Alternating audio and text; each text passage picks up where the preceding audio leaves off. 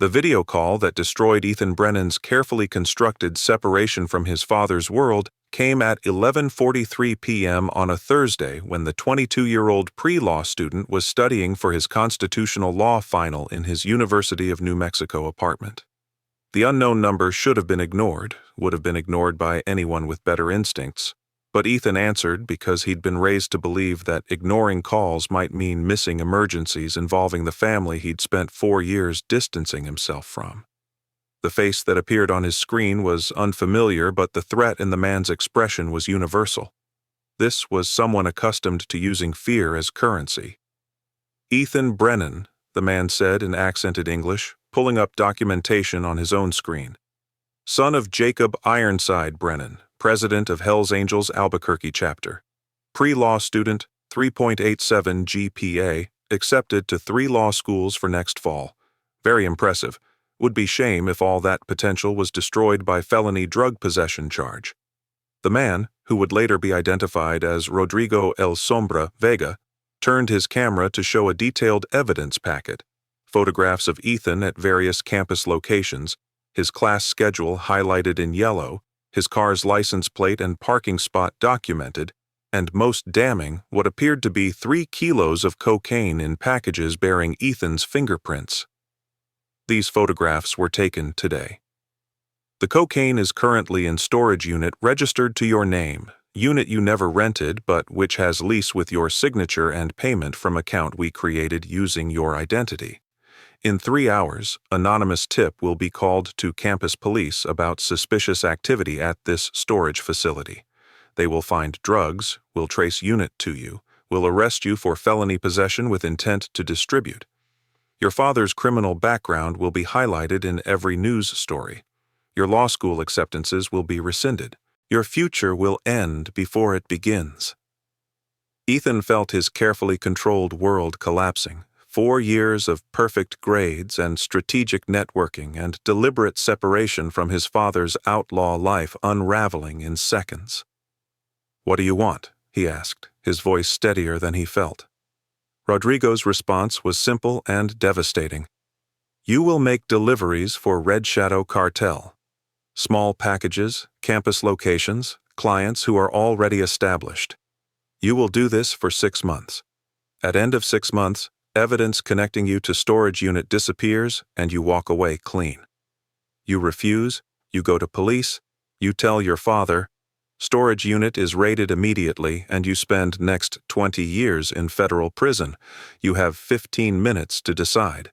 If you're ready to witness how forcing an angel's son into drug trafficking triggered the largest coordinated club response in Southwest history, how 1,800 bikers exposed corruption that reached into district attorney offices and university administration, and how a father's love for his son became the catalyst for destroying an entire criminal network, hit that like button and subscribe because this story will take you into the darkest corners of institutional corruption, impossible moral choices, and the terrible price of trying to escape your father's legacy, only to be dragged back in by people who view family connections as leverage.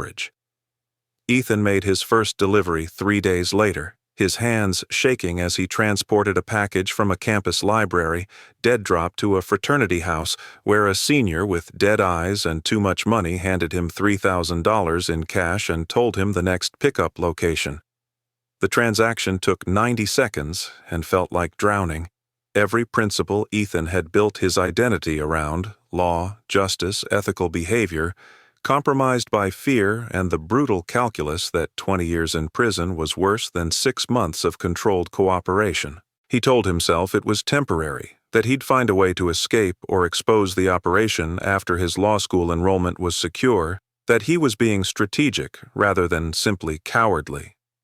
But every delivery eroded more of the person he'd been trying to become, replacing law student ethics with criminal pragmatism that felt sickeningly familiar from watching his father's world for 22 years. Jacob Ironside Brennan hadn't spoken to his son in 3 months, their relationship strained by Ethan's determination to build a life separate from the Hells Angels and Jacob's inability to understand why his son would reject the brotherhood that had defined Jacob's adult life. Jennifer Brennan, Jacob's ex-wife and Ethan's mother, had facilitated the distance, believing that Ethan needed space to become his own person rather than living in his father's shadow. She'd been clean for 15 years, had built a career as an addiction counselor, helping others escape the cycles that had nearly destroyed her, and she understood better than anyone how family history could be both anchor and prison. When Ethan called her at 2 a.m. 4 weeks into his forced drug running, his voice breaking as he tried to explain what was happening, Jennifer felt her carefully reconstructed world threatening to collapse. "Mom, I'm trapped. They have evidence that will destroy everything I've worked for. They're making me transport drugs on campus. Every delivery I make adds to my legal exposure, but refusing means immediate arrest. I don't know what to do. I can't go to police because they have someone inside campus security who tipped them about Dad. I can't tell Dad because he'll start a war that gets people killed and probably me arrested anyway.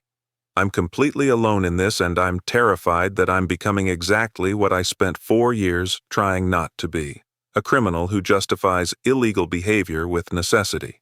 Jennifer's response came from 15 years of counseling people in impossible situations. "Ethan, you're not alone, and you're not going to carry this yourself. I'm calling your father. I know you don't want him involved, but this is exactly the kind of situation where his resources and his network matter more than your pride or your fear about becoming like him." Kate, Reaper. Sullivan received Jennifer's call at 3:17 a.m. and immediately began mobilizing the intelligence network she'd built during 8 years as DEA analyst before leaving the agency when her daughter Kaylee had overdosed at 18 on fentanyl-laced heroin. Kate had joined the Angels 3 years ago seeking community and purpose after her daughter's death, bringing analytical skills that had transformed the club's approach to gathering and processing information. Within 6 hours of Jennifer's call, Kate had compiled a complete profile of Red Shadow Cartel's university operations, 43 students being coerced into drug running through blackmail, threats, or manufactured evidence. Connections to Dean Christopher Walsh, who provided confidential student records and identified vulnerable targets. And, most disturbing, a pattern of student overdoses that correlated with when coerced runners tried to escape or threatened to expose the operation. "Jacob, your son isn't their only target," Kate reported during the emergency officer meeting she'd called for 6 a.m.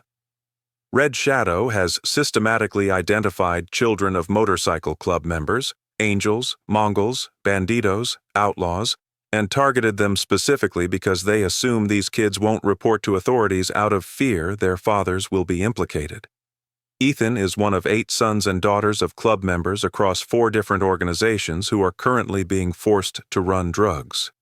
The cartel is weaponizing our families against us, using our children's fear of their fathers' criminal histories as leverage for coercion." She pulled up the most damning document, a spreadsheet maintained by Dean Walsh titled High-Value Targets that listed students by name, parent affiliation, psychological vulnerabilities, and coercion probability rating. Jacob stared at his son's name on the spreadsheet.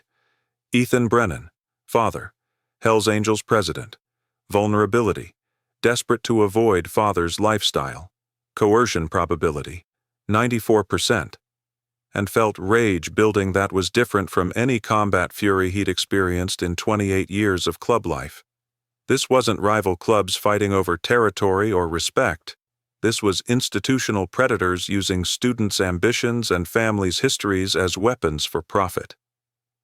"We can't just hit the cartel," Jacob said quietly, his voice carrying the calculated menace that made smart people nervous.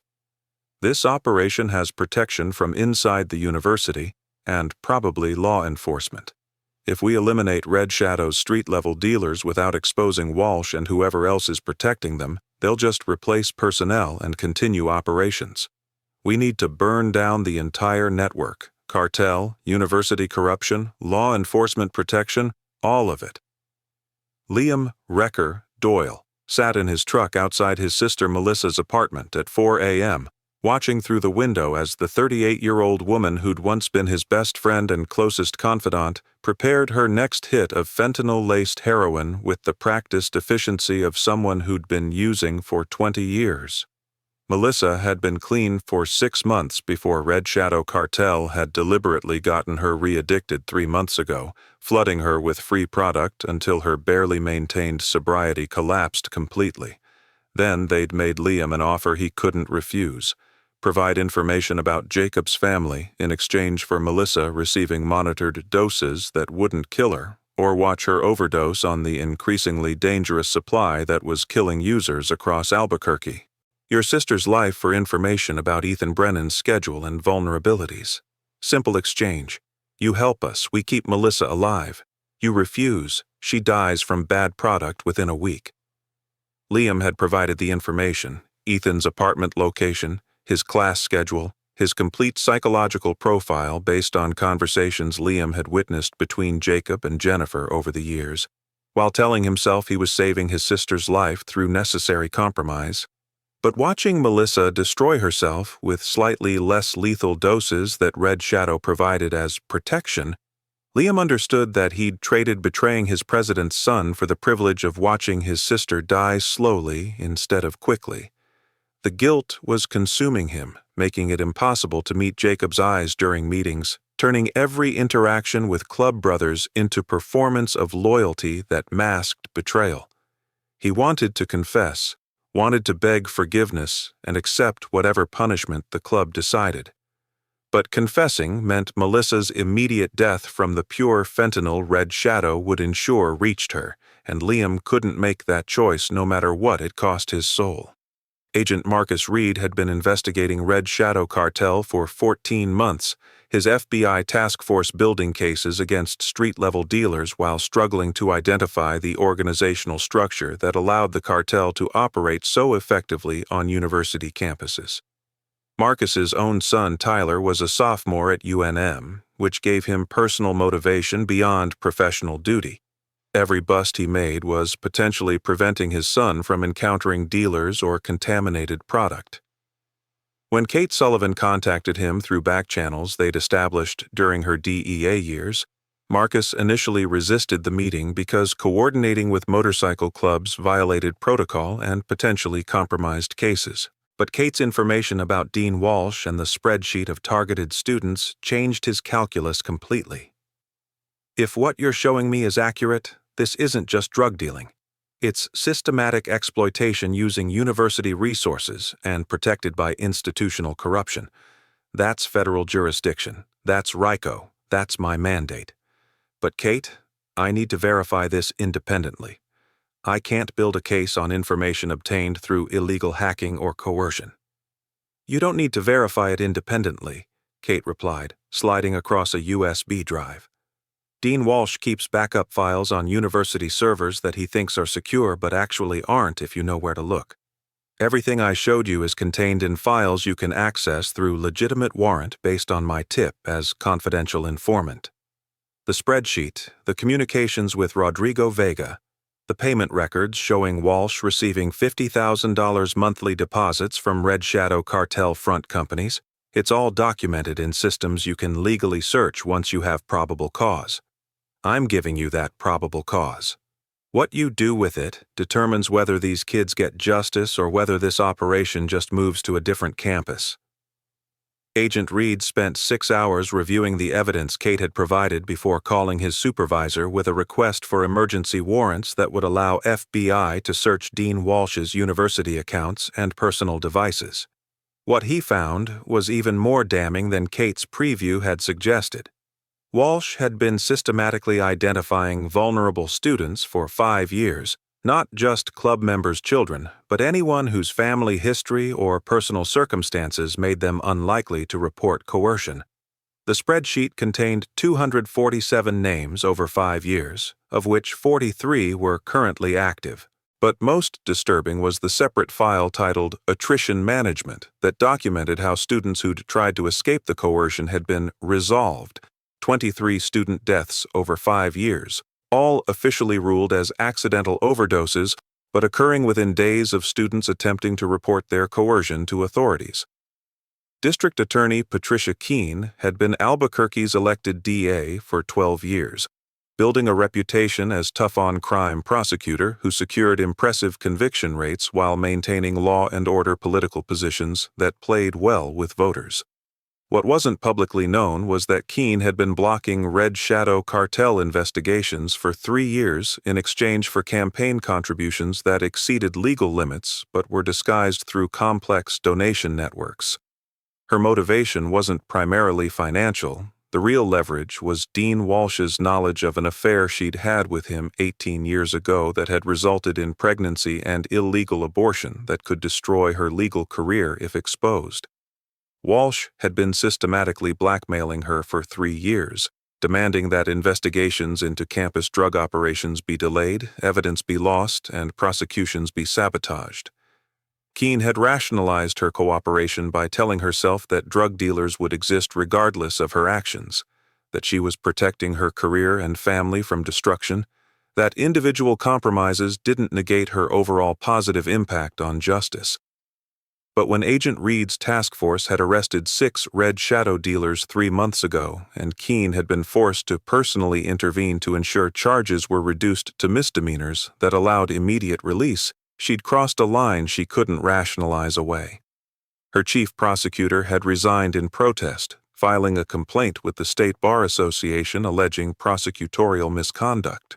Media outlets had begun questioning why Keene's office had such poor conviction rates specifically for campus-related drug cases while excelling in other areas. And most dangerously, FBI had started asking questions that suggested federal oversight of her office was coming. Keene understood that her protection of Red Shadow Cartel was about to be exposed, and exposed prosecutors went to prison alongside the criminals they'd protected. She made a call to Dean Walsh at 2 a.m. from a burner phone, her voice carrying panic that Walsh immediately recognized as dangerous. "Marcus Reed has warrants for your university accounts. He's going to find everything: the spreadsheets, the communications, the payment records. When that happens, he's going to connect you to me and discover I've been blocking investigations. We need to eliminate the evidence and the witnesses who can testify about our involvement. All of them. That includes students who know too much about the operation."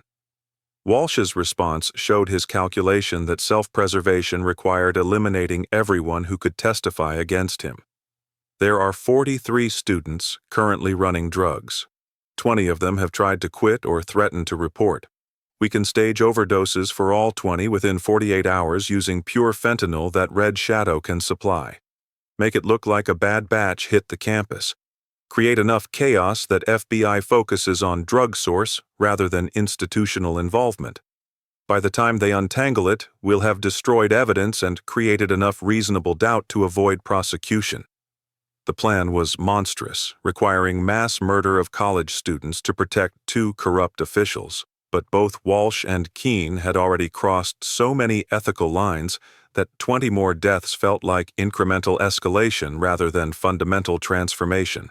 What they didn't know was that Agent Reed had already obtained warrants for Walsh's personal devices 3 hours earlier, and the call they'd just had on what Walsh thought was a secure burner line had actually been intercepted by FBI surveillance that Kate Sullivan's intelligence had enabled. Every word they'd spoken was being recorded on federal servers, providing evidence of conspiracy to commit mass murder that would ensure both of them spent the rest of their lives in Supermax facilities. Tyler Prophet Kim had been clean for 3 years and 2 months when he received the message from Red Shadow Cartel offering him $10,000 to deliver special product to 20 specific students on campus, the same 20 students that Walsh and Keene had identified for elimination. Tyler was a prospect with the Angels, trying to earn his patch while staying clean and building a life that didn't revolve around the addiction that had consumed him from ages 18 to 21. The message felt wrong immediately. Too much money for simple delivery, no ongoing relationship required. Almost like someone wanted him to be the last person to see these students alive so he could be framed as the source of the contaminated product. Tyler had learned in recovery that paranoia and genuine threat sometimes felt identical, that the key was trusting people who'd proven trustworthy rather than isolating in fear. He called Kate Sullivan at 3:47 a.m. and told her everything. "They're trying to kill them," Kate said immediately, her analytical mind processing the pattern. 20 students, all at once, all with product that will be deliberately contaminated. It's not about money or network expansion. It's about eliminating witnesses who can testify about coercion. Tyler, you just prevented a mass casualty event, but we need to move faster than we'd planned. Those 20 students need immediate protection before Red Shadow can get contaminated product to them through other channels. Can you warn them? Can you reach all 20 before sunrise? Tyler Prophet Kim spent the next 4 hours racing across UNM campus warning 20 terrified students that the drugs they'd been coerced into running were about to become their execution method, his motorcycle weaving through early morning traffic as he texted addresses to Kate Sullivan, who coordinated with Agent Reed to position federal protection before Red Shadow dealers could deliver contaminated product. By 7:30 a.m., 18 of the 20 students were in FBI protective custody, their parents contacted, their stories documented in sworn statements that provided devastating testimony about Dean Walsh's systematic targeting and D.A. Keene's blocking of investigations. The remaining 2 students, including Ethan Brennan, couldn't be located, their phones going straight to voicemail, their apartments empty when Tyler and Kate breached the doors expecting to find bodies. "Ethan's not dead," Jacob said with certainty that came from knowing his son's patterns despite their estrangement. "He's smart enough to know something was wrong. He probably ran when he couldn't reach the other students he'd been working with. But running means he's isolated, vulnerable, and Red Shadow knows he's a primary witness who can connect their operation directly to me. They'll hunt him harder than any of the others because killing a Hells Angels president's son sends a message while eliminating a witness." He pulled up his phone and dialed a number he'd sworn never to use except in genuine emergency, Ethan's personal cell that had been disconnected from family plans when Ethan had declared his independence at 18. The call went to voicemail, Jacob's voice cracking slightly as he left a message that tried to convey protection without demanding surrender. "Ethan, it's your father. I know about Red Shadow forcing you to run drugs. I know you're scared and probably think you're protecting me by not calling. But son, you're not alone in this. 18 other students are in FBI custody right now giving testimony that will destroy everyone involved. Tyler Kim, the prospect I told you about last year, he warned them before the cartel could kill them with contaminated product. We need you safe. Please call me. Please let me help you. I love you, and nothing you've been forced to do changes that." Ethan listened to his father's voicemail from a motel 30 miles outside Albuquerque, his hands shaking as he processed that the coercion operation had been larger than he'd known, that other students had been trapped the same way, that people were actively trying to kill him. He'd run at 5 a.m. when a text from another coerced runner he'd befriended had simply said, "They're killing us all tonight. Run now," before that student's phone had gone permanently offline. Ethan had grabbed his laptop, cash and identification, abandoned his car that was certainly being tracked, and caught a bus to this motel where he'd been paralyzed by fear and indecision for 3 hours. Calling his father meant accepting help from the world he'd spent 4 years rejecting, meant acknowledging that his careful separation from Jacob's criminal life hadn't protected him, but had actually made him more vulnerable to exploitation. It meant admitting that sometimes the outlaw code his father lived by, loyalty, protection, brotherhood, mattered more than the legal principles Ethan had been planning to build his career around. He dialed his father's number at 8:43 a.m., his voice barely steady as he said 3 words. "Dad, I'm scared." Jacob felt relief so profound it made his knees weak. His son's voice after 3 months of silence and 4 hours of terror more important than any tactical consideration. "Ethan, where are you?" "Exactly?" When Ethan gave him the motel name and room number, Jacob was already moving toward his motorcycle, Kate and 6 other angels following. "Stay there. Lock the door. Don't open it for anyone except me. We'll be there in 22 minutes. If anyone tries to breach that door before I arrive, You call 911 and you tell them you're a federal witness under threat. Agent Marcus Reed will verify your status. You understand? Ethan acknowledged, and for the first time in 4 hours felt the crushing isolation lift slightly. His father was coming. The world he'd rejected was riding to protect him, and maybe that wasn't weakness or failure. Maybe that was just accepting that family mattered more than pride. Rodrigo El Sombra Vega sat in his office reviewing the catastrophic collapse of his university operation with growing understanding that he'd become expendable to the people who'd been using Red Shadow Cartel as enforcement tool for their corruption. Dean Walsh had stopped answering calls. D.A. Keene had sent a text message saying simply, "Eliminate all witnesses immediately or face federal prosecution alone." And most concerning, 3 of his sicarios who'd been assigned to eliminate the 20 coerced students had disappeared, not arrested, not dead, just vanished in ways that suggested someone higher in the organization was cleaning up loose ends that included Rodrigo himself. His wife, Sophia, found him sitting in darkness at 9 a.m., her oncology nurse training immediately recognizing the body language of someone who'd accepted imminent death. "Rodrigo, what's happening?" Sophia asked, her voice gentle despite the terminal cancer that was slowly destroying her body. They'd been married for 19 years, had 2 children in high school who knew their father was a criminal but not the specific horrors he'd committed for money.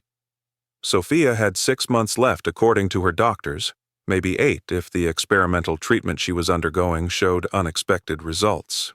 She'd been planning to spend her remaining time building memories with her children, ensuring they understood they could choose different paths than their father's legacy. Now she was looking at her husband with the expression of someone who recognized that his timeline might be shorter than hers. "Tell me the truth, please." Rodrigo told her everything, about Dean Walsh providing student targets, about D.A. Keene protecting the operation, about being ordered to eliminate 20 college students to prevent their testimony. He told her about Ethan Brennan specifically, about forcing a 22-year-old pre-law student into drug running by threatening to destroy his future, about how that student was Jacob Ironside Brennan's son and how coercing him had triggered mobilization of multiple motorcycle clubs. "I'm dead, Sophia. Walsh and Keene are eliminating everyone who can testify against them. My own organization has orders to kill me because I'm now a liability. I have maybe 24 hours before someone puts bullets in my head. I'm sorry. I'm so sorry that our children will grow up knowing their father died as a criminal, that I won't be here to help you through your final months, that my choices destroyed everything you tried to build for our family." Sophia was silent for a long moment, her nurse's pragmatism processing the information and calculating options. "If you're going to die, Rodrigo, die protecting something. You have evidence about Walsh and Keene, about their orders to kill students, about how Red Shadow was being used by corrupt officials. Give that evidence to someone who can use it, to the FBI, to the motorcycle clubs, to journalists, to anyone who can ensure that Walsh and Keene face justice for what they've done. Your children are going to lose their father either way. Let them lose him knowing he tried to stop a mass murder rather than participate in it. That's a legacy worth dying for." Agent Marcus Reed received the encrypted email from an anonymous sender at 10:27 a.m., the message containing 20 gigabytes of Red Shadow Cartel communications, financial records, and most damningly, recordings of conversations between Rodrigo Vega and Dean Walsh where Walsh explicitly ordered the elimination of student witnesses. The email's text was simple. "I am Rodrigo Vega. I have ordered terrible things in my life. I cannot undo that. But I can prevent mass murder of college students ordered by Dean Christopher Walsh and District Attorney Patricia Keene. This evidence proves their involvement. My wife Sophia Vega can provide testimony verifying authenticity. I will not live long enough to testify myself. Walsh has ordered my elimination. But perhaps this evidence can serve justice better than I ever did in life. Protect Sophia and my children. They deserve better than the father I was." Reed immediately forwarded the evidence to his supervisor while dispatching protective teams to Sophia Vega's location. This was the evidence they needed to arrest Walsh and Keene immediately, to prevent the mass casualty event, to expose corruption that reached into elected office and university administration. The coordinated arrests happened at 11:43 a.m. with theatrical precision designed to maximize public awareness and prevent evidence destruction. Dean Christopher Walsh was arrested during a faculty meeting, federal agents entering the conference room and cuffing him while 12 professors watched in shock. District Attorney Patricia Keene was arrested in her office, her staff recording video on their phones as she was read her rights and led out in handcuffs. And in the most public arrest, FBI teams breached 2 Red Shadow safe houses simultaneously, capturing 17 cartel members, including 3 who'd been assigned to eliminate Rodrigo Vega. The media coverage was instantaneous and devastating, local news outlets broadcasting footage of the DA being arrested, national networks picking up the story of university dean facilitating cartel recruitment of students, social media exploding with hashtags demanding justice for the nearly murdered 20. Jacob reached Ethan's motel at 11:04 a.m., the 6 angels who'd ridden with him establishing perimeter security, while Jacob knocked on room 7 and identified himself through the door. When Ethan opened it, father and son stared at each other for 3 seconds before Ethan collapsed into Jacob's arms, 4 years of carefully maintained distance evaporating in the terror and relief of survival. "I'm sorry, Dad. I'm sorry I didn't call you immediately. I thought I could handle it myself. I thought asking for help meant admitting I couldn't escape who you are. But they used that against me. They knew I'd rather risk everything than come to you because I was so desperate to not be defined by your life." Jacob held his son and felt tears he rarely allowed himself to shed, his voice rough with emotion. "You're not defined by my life, Ethan. You're defined by your choices. And you chose to survive, to protect yourself, to call for help when you needed it. That's not weakness. That's wisdom. I'm proud of you, son. I'm proud of the man you've become, despite having me as a father." Kate Reaper Sullivan was coordinating with Agent Reed's team when the emergency call came through from Sofia Vega at 12:34 p.m. 3 Red Shadow sicarios had located Rodrigo despite FBI protection efforts, were breaching the house, and Sofia could hear gunfire from the bedroom where she'd been resting between chemotherapy treatments. Kate was 15 minutes away, but immediately radioed the 6 nearest angels to converge on the Vega residence with authorization to use any force necessary to prevent Rodrigo's execution. What Kate didn't know was that the sicarios had been sent not by Red Shadow leadership, but by Dean Walsh's lawyer, who'd arranged the hit as final act of witness elimination before Walsh's inevitable cooperation with prosecutors. The attack wasn't about cartel discipline. It was about silencing the one person who could provide first-hand testimony about Walsh ordering student murders. Kate arrived at the Vega house at 12:49 p.m. to find 2 sicarios dead from gunshot wounds in the driveway and the 3rd barricaded inside with Rodrigo, Sofia, and their 2 teenage children as hostages. The standoff attracted police response within 3 minutes. SWAT coordination within 8, and a media circus within 12, as news helicopters captured footage of motorcycle club members surrounding a house where cartel members were apparently holding a family hostage. The optics were impossible. Were the angels attacking the cartel or protecting civilians? Was this club violence or community defense? The answer came when Kate made direct radio contact with the sicario inside, her voice carrying the authority of someone who'd negotiated hostage situations during her DEA years. "You're surrounded by police, SWAT, and 23 Hells Angels who have personal interest in keeping Rodrigo Vega alive to testify. You have exactly one option that doesn't end with you dead. You release the family unharmed and surrender immediately. Do that, and you live to face trial. Fight, and you won't survive the next 5 minutes." The sicario's response revealed he'd been operating under false understanding of the situation. "Rodrigo Vega is marked for death by Red Shadow leadership for betraying the cartel. I'm here on direct orders from above. This isn't about your angels or the police. This is internal cartel business." Kate's response came instantly. "No, You're here on orders from Dean Walsh's lawyer trying to eliminate a witness who can testify about Walsh ordering student murders. Red Shadow didn't send you. Corrupt officials did. You're being used as disposable asset to protect powerful people who will let you die to avoid their own prosecution. Check with your actual cartel leadership. Ask them if they authorized a hit on Rodrigo today. I'll wait. The 60 seconds of silence that followed were broken by the Sicario's phone conversation with someone higher in Red Shadow hierarchy, the rising panic in his voice audible even through the house's walls as he realized he'd been lied to about authorization.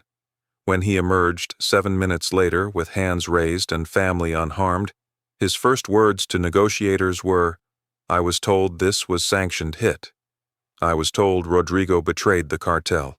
But leadership says no hit was ordered, that someone outside the organization hired me through false channels.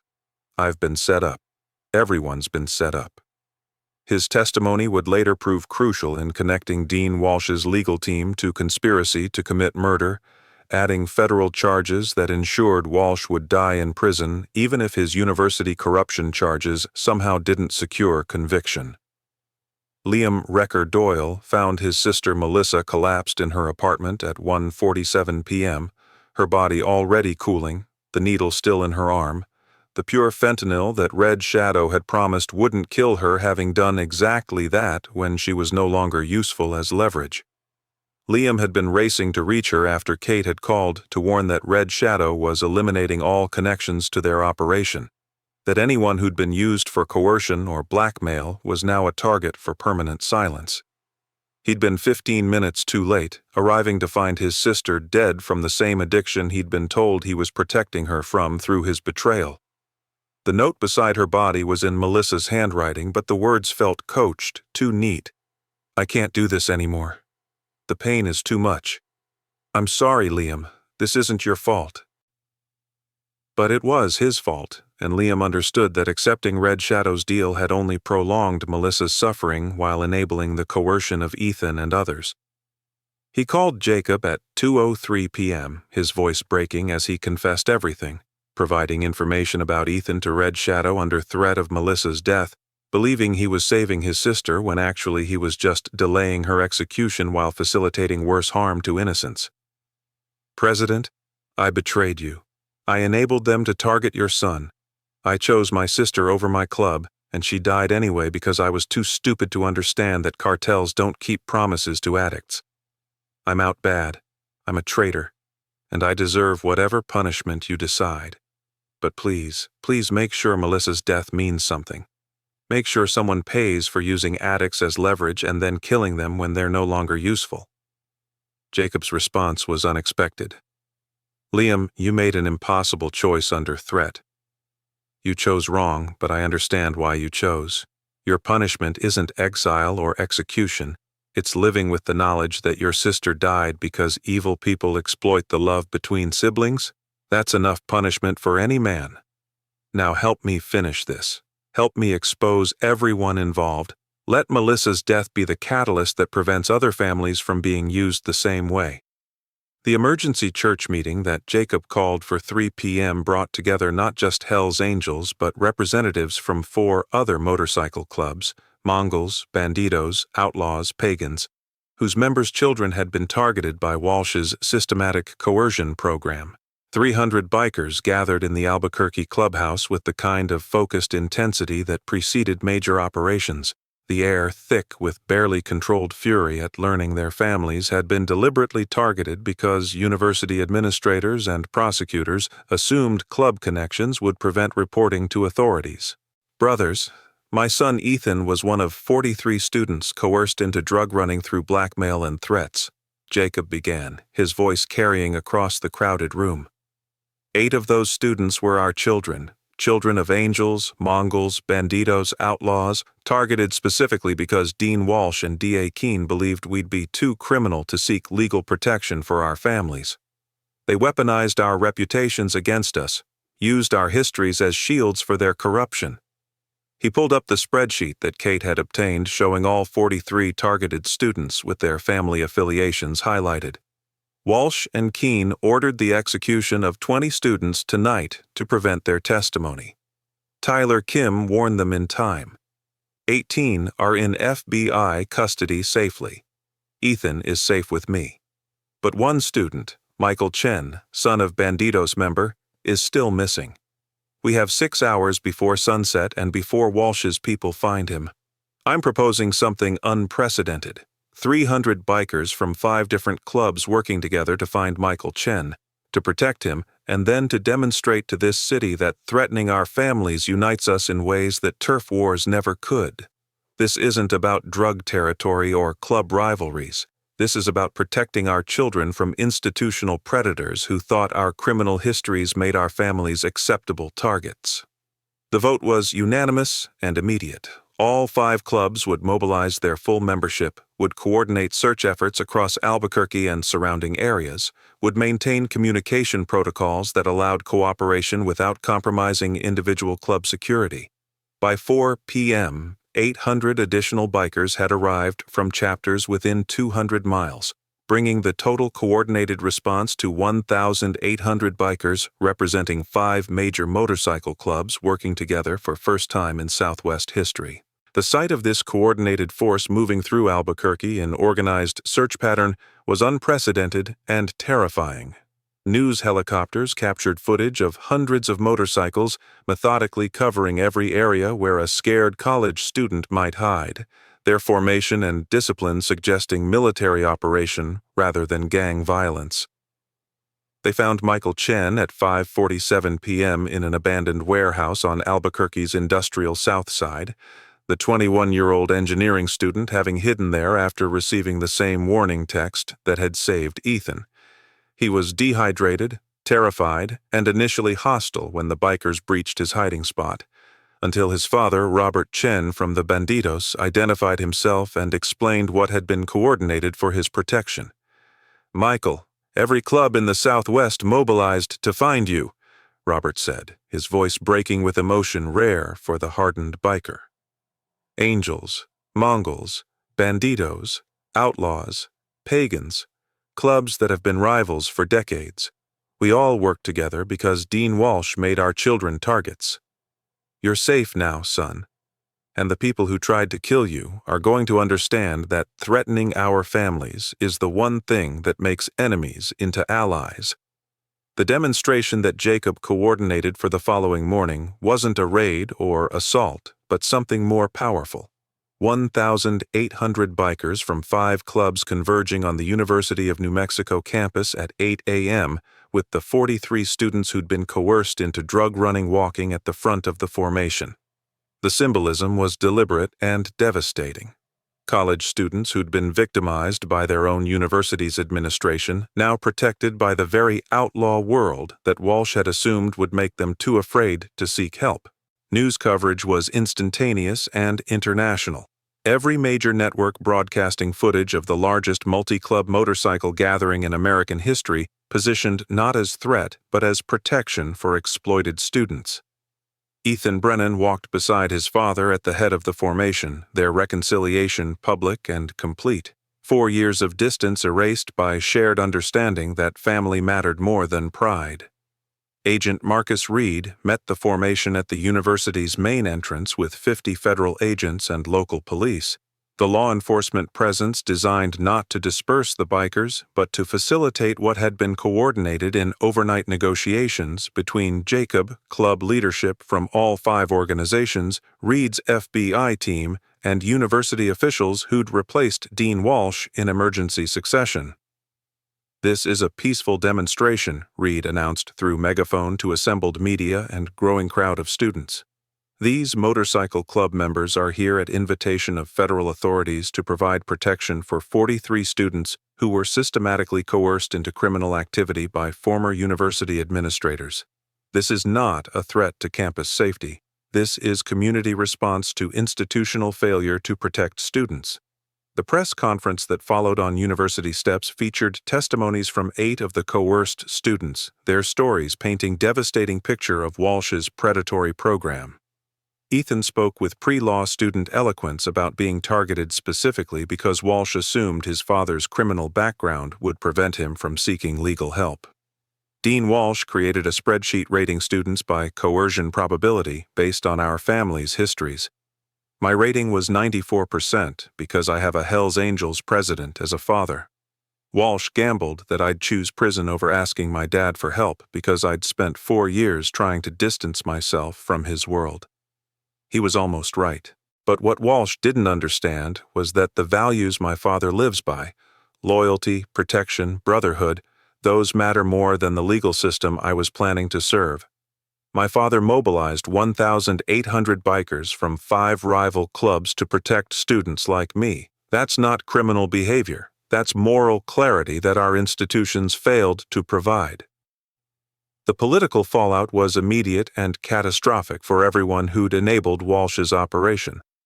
New Mexico's governor called for comprehensive investigation of university oversight failures. The state attorney general announced criminal charges against 6 university officials who'd known about Walsh's activities, but failed to report them. And most significantly, U.S. Attorney General issued statement announcing federal civil rights investigation into DA Patricia Keene's office for systematic denial of justice to crime victims. Within 72 hours, Keene had resigned under pressure, her law license suspended pending ethics review that would ultimately result in permanent disbarment. Walsh, facing 247 counts of conspiracy to distribute drugs and 20 counts of attempted murder, negotiated plea agreement that still guaranteed he'd die in federal supermax prison. Kate Reaper Sullivan spent the week after the campus demonstration coordinating with Agent Reed to ensure all 43 students received comprehensive support, legal representation for any charges they faced from their coerced participation, mental health counseling for trauma they'd experienced, and most importantly, protection from any remaining red shadow elements that might seek revenge. Her daughter Kaylee had died at 18 from fentanyl-laced heroin, and Kate had spent 3 years since that loss trying to prevent other parents from burying children. The 43 students she'd helped save wouldn't bring Kaylee back, but they represented victories in a war that consumed too many young lives. She was reviewing protective placement options for the students whose families couldn't provide adequate security when the call came from Agent Reed at 4:47 p.m. on the 7th day after the arrests. Kate, we have a problem. Walsh's lawyer hired 3 contractors to eliminate key witnesses before his trial. The targets are Ethan Brennan, Sofia Vega, and you, the 3 people who can provide the most damaging testimony about Walsh's operation. Kate felt familiar calculation settling into her mind. She'd been target of assassination attempts during her DEA years, understood the protocols and patterns of professional contractors. Where are they now? Reed's response confirmed her worst assessment. 2 contractors are en route to Ethan's protective location. We're evacuating him now, but there's a 90-second window between when we move him and when protective detail arrives. 3rd contractor is positioned near Sofia Vega's hospital. She's undergoing emergency chemotherapy and can't be moved safely. We have agents positioned, but these are experienced operators who've successfully eliminated federal witnesses before. Kate, I need you to stay in protective custody until we can neutralize the threat. Kate made her decision in the space between heartbeats, understanding what needed to happen and accepting the cost. Evacuate Ethan to secondary location. I'm texting you now. It's an Angel's safe house that Walsh's people don't know about. Maintain visible presence at his current location to draw the contractors there. I'll be waiting. Reed started to object, but Kate cut him off with the authority of someone who'd made similar calculations throughout her career. Marcus, I'm the only person who can identify these contractors on site from my DEA files. I'm trained in counter-assassination protocols. And I'm expendable in ways Ethan and Sofia aren't. They're young, they have futures. I'm a 46-year-old ex-agent with dead daughter and nothing to lose except the chance to prevent 2 more young people from being killed. Let me do this. Let me make Kaylee's death mean something by preventing theirs. The contractors arrived at Ethan's protective location at 6:34 p.m., breaching the apartment with professional efficiency that suggested military training and extensive experience. What they found was Kate Sullivan alone in the safe house, her weapon drawn, her body positioned to protect the hallway that led to bedrooms where they expected to find Ethan.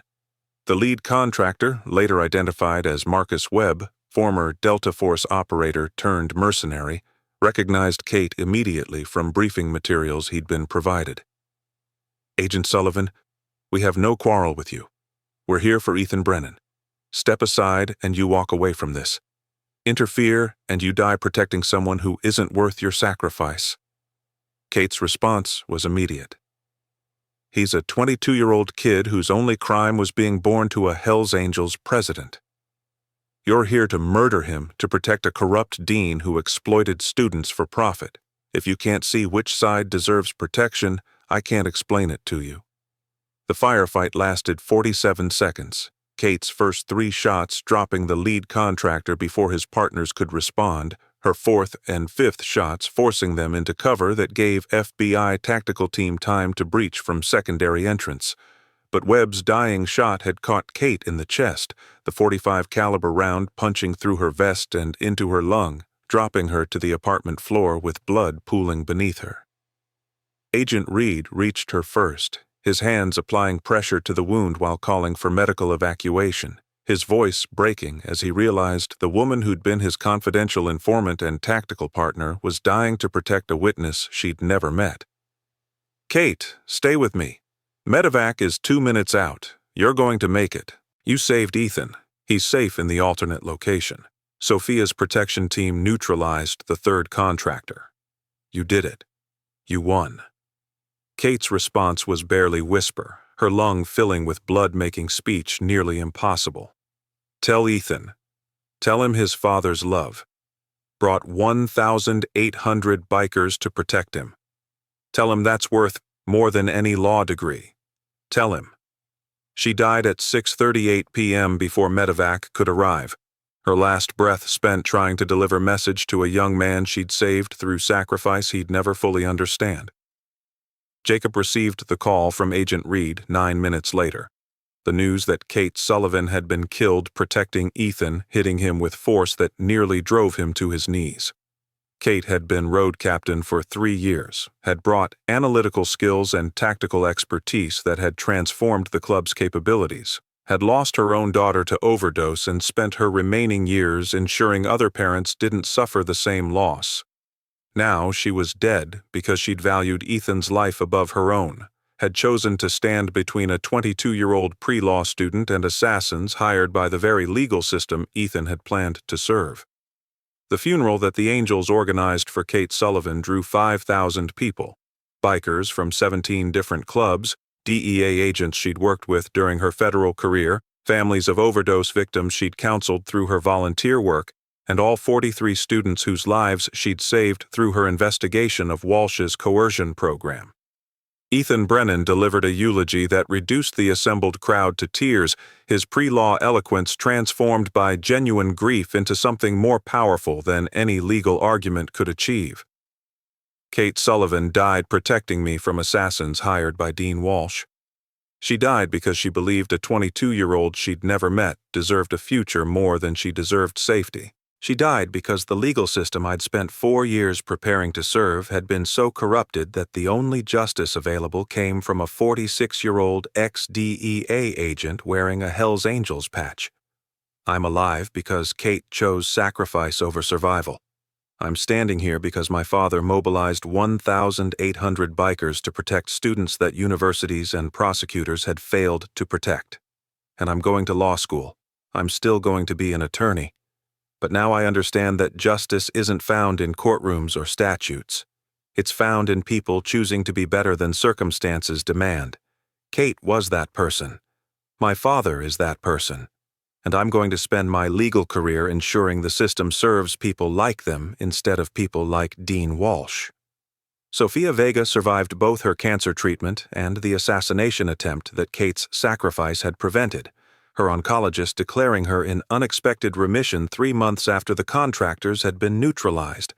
She testified at Dean Walsh's trial with the clinical precision of a nurse describing pathology, her testimony about Walsh ordering student murders providing the most damaging evidence of his systematic depravity. My husband, Rodrigo, was a criminal, Sophia said from the witness stand, her voice steady despite the weight of what she was revealing. He did terrible things for money, things that haunt me when I think about the man I loved being capable of such violence. But when Dean Walsh ordered him to kill 20 college students to protect Walsh's corruption, Rodrigo refused. He chose to provide evidence to the FBI, knowing it would result in his death. He died trying to prevent the murders Walsh had ordered. My husband's last act was choosing to be better than his history, choosing to protect students he'd been ordered to eliminate. Dean Walsh's last act was hiring assassins to kill those same students and the woman who'd protected them. That difference between someone trying to become better and someone embracing monstrosity to protect himself, that's the difference between my husband and the man sitting in this courtroom. Dean Christopher Walsh was convicted on all counts after jury deliberation that lasted 37 minutes. The evidence so overwhelming that defense attorneys had advised him to accept plea agreement he'd rejected out of arrogance. He was sentenced to 23 consecutive life terms, one for each student whose overdose he'd planned in the attrition management program, plus additional sentences for corruption, conspiracy, and ordering assassinations. The judge's statement at sentencing echoed Sophia's testimony. Dr. Walsh, you held a position of trust within an institution dedicated to educating young people. You used that position to systematically exploit the most vulnerable students under your authority. You targeted students whose family circumstances made them unlikely to report your coercion, and when your crimes were about to be exposed, you attempted to murder 23 people to protect yourself. You represent the worst corruption of authority that this court has ever encountered. Your sentences will ensure you die in prison, but no punishment can restore the innocence you stole from 43 students or return Kate Sullivan to the family and community she died protecting. District Attorney Patricia Keene avoided trial through cooperation agreement that provided evidence about broader corruption network extending into state government and judicial appointments. She served 8 years in federal prison before being released to supervised probation, her law license permanently revoked, her political career destroyed, her name synonymous with institutional corruption that prioritized self-preservation over justice. In interviews conducted years later, Keene maintained that she'd been coerced by Walsh's blackmail but took responsibility for choosing cooperation over reporting. I let fear of exposure control my decisions. I protected a predator because I was afraid of losing my career. Every student who suffered, every family that was traumatized, every person who died, that's on me as much as on Walsh. I deserve every consequence I've faced and more. If my fall prevents one other prosecutor from making my choices, then maybe it means something beyond just my personal destruction. 3 years after Kate Sullivan's death and the exposure of Walsh's coercion program, Ethan Brennan graduated from Stanford Law School with honors and immediately joined the U.S. Attorney's Office in New Mexico with specific focus on prosecuting institutional corruption and exploitation. His first major case involved prosecuting a high school principal who'd been accepting bribes from gang recruiters to identify vulnerable students, an echo of Walsh's program that Ethan recognized and dismantled with the same analytical precision Kate had taught him through her example. On the anniversary of Kate's death, Ethan visited her grave with his father, both men understanding that their reconciliation had been forged through tragedy but sustained by genuine respect for different forms of justice. "Dad, I'm still not joining the angels," Ethan said, his voice gentle but firm. "My path is through the legal system, trying to fix it from inside. But I understand now that your world, the loyalty, the protection, the brotherhood, that matters as much as any legal code. Maybe more, sometimes." Jacob placed a fresh Hell's Angels patch on Kate's headstone, the full colors she'd earned through service and sacrifice to the club. Kate always said there were 2 kinds of justice, the kind written in law books and the kind written in actions when the law fails. She lived the second kind and died protecting someone who dedicated himself to the first kind. That's the bridge between our worlds, Ethan. people like Kate who understand that both matter, that sometimes you need courtrooms and sometimes you need 1,800 bikers willing to ride all night to protect a scared college kid. You're going to be that bridge, attorney who understands that justice isn't just legal principle but personal commitment to protecting people who can't protect themselves. Rodrigo Vega's children grew up knowing their father had been a criminal who'd chosen redemption too late to avoid death but early enough to prevent massacre. His daughter Maria became an addiction counselor, dedicating her career to helping people escape the cycles that had destroyed so many families, including her own. His son, Carlos, became a teacher, working in the same university where Walsh had operated his coercion program, determined to ensure students had advocates who would protect them rather than exploit them. Sophia lived to see both children graduate college, her cancer remaining in remission through what her doctors called miraculous response to treatment, but what she attributed to having purpose beyond her own survival, testifying against Walsh, protecting her husband's memory, ensuring their children understood that their father's last choice had been the right one, even if all his previous choices had been wrong. The 5 motorcycle clubs that had coordinated to protect the 43 students maintained unprecedented cooperation for 2 years following the Walsh case, their presidents meeting quarterly to discuss how to prevent similar exploitation of their families. While they remained rivals in traditional territory and business disputes, they'd established protocol that threats against families would trigger immediate multi-club response regardless of which organization was targeted. Jacob Brennan served as primary coordinator of this alliance until he stepped down as Albuquerque chapter president 5 years after the Walsh case. His legacy defined not by territorial expansion or criminal enterprise, but by demonstrating that outlaw codes and legal justice could complement rather than contradict each other when institutional corruption made traditional authorities unreliable. Tyler Prophet Kim earned his full patch 4 months after preventing the mass overdose that would have killed 20 students, his sobriety maintained through serving something larger than himself. He became the club's primary liaison with addiction recovery programs, using his experience with coercion and recovery to help other young people escape cycles that consumed them. On the 7th anniversary of Kate Sullivan's death, Tyler visited her grave with the same message he'd delivered every year since her funeral. Kate, I'm still clean. 7 years, 4 months, 11 days. The 20 students I warned, 18 of them are still alive, still sober, still grateful. 2 relapsed and died within a year, and I carry that. But 18 lived because you taught me that saving others is how we save ourselves. Thank you for believing a 24-year-old prospect with a drug history could be trusted with something that mattered. Thank you for dying to protect Ethan when you could have walked away. I'm trying to be worth your sacrifice. Jennifer Brennan reconciled with Jacob 2 years after the Walsh case, their relationship rebuilt not as romantic partnership but as parenting alliance based on shared understanding that their son needed both of them in different ways. She continued her work as addiction counselor, now with additional expertise from witnessing how Walsh had exploited addicts like Melissa Doyle as leverage for coercion. What happened with Ethan taught me that my sobriety wasn't just about my personal recovery, Jennifer said during an interview for Recovery Program newsletter. It was about being available when my family needed me, about being strong enough to facilitate connections between my ex-husband's outlaw world and my son's legal career path. Sobriety gave me the clarity to see that both worlds had value, that my son needed his father's protection as much as he needed my understanding.